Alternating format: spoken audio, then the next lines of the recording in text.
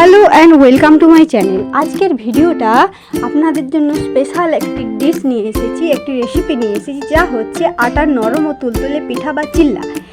এর জন্য আমাকে নিয়ে নিতে হবে একখানা বাউল বা একটা ছোট্ট রকম বাটি মতো একটা প্যান নিয়ে নেবেন, পাত্র নিয়ে নেবেন।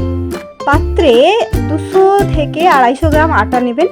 আটাটা যেন খুব ফাইন হয় এবং খুব সুন্দর হয়। ভালো করে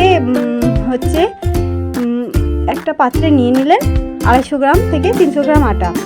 নিয়ে নিতে হবে জিরে গুঁড়া 1 চামচ, আর মশলার মধ্যে নিতে হবে হলুদ গুঁড়ো 1 চামচ, আর নিয়ে নিতে হবে 1 চামচ লঙ্কা গুঁড়ো, 1 থেকে হাফ চামচ থেকে 1 চামচ।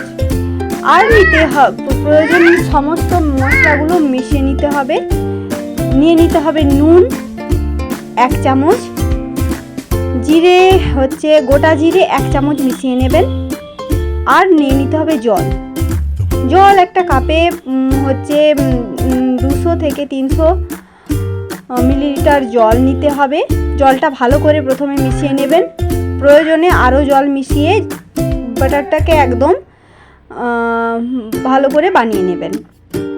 আচ্ছা, নিয়ে নিলাম 50 গ্রাম তেল, 50 থেকে 100 গ্রাম তেল। রিফাইন্ড অয়েল নিতে পারেন, সরষের তেল নিতে পারেন, সাথে নিতে পারেন ঘি, যেটা আপনার পছন্দ। একটা তাওয়াতে আপনি বানাবেন এই চিল্লা।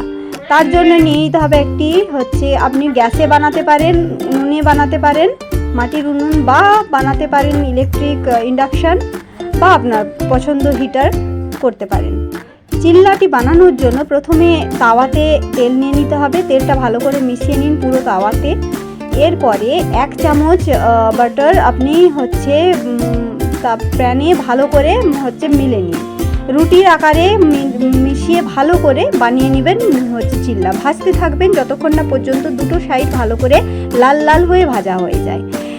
এইবারে ভাজা হয়ে গেলে এটাকে আপনি কোনো দইয়ের সাথে, মিষ্টি দই বা দই বা বাদামের চাটনি বা কোনো রকম চাটনি, সস, বা সাথে আপনি ব্যবহার করতে পারেন যে কোনো পছন্দের আচার, বা আরও পায়েসের সাথে আপনি খুব এটা টেস্ট নিতে পারেন। আপনি এটা বানাবেন বাড়িতে। বানানোর পরে আমাকে আপনার টেস্ট জানাবেন, ফিডব্যাক দেবেন। আর বানানোর পরে আমাকে কোনো কোয়েশ্চেন থাকলে অবশ্যই মেসেজ করবেন। Thank you so much. ভালো থাকবেন, সুস্থ থাকবেন, খাওয়া দাওয়া করবেন ভালো করে। আপনার দিনটি শুভ হোক, ভালো থাকুন।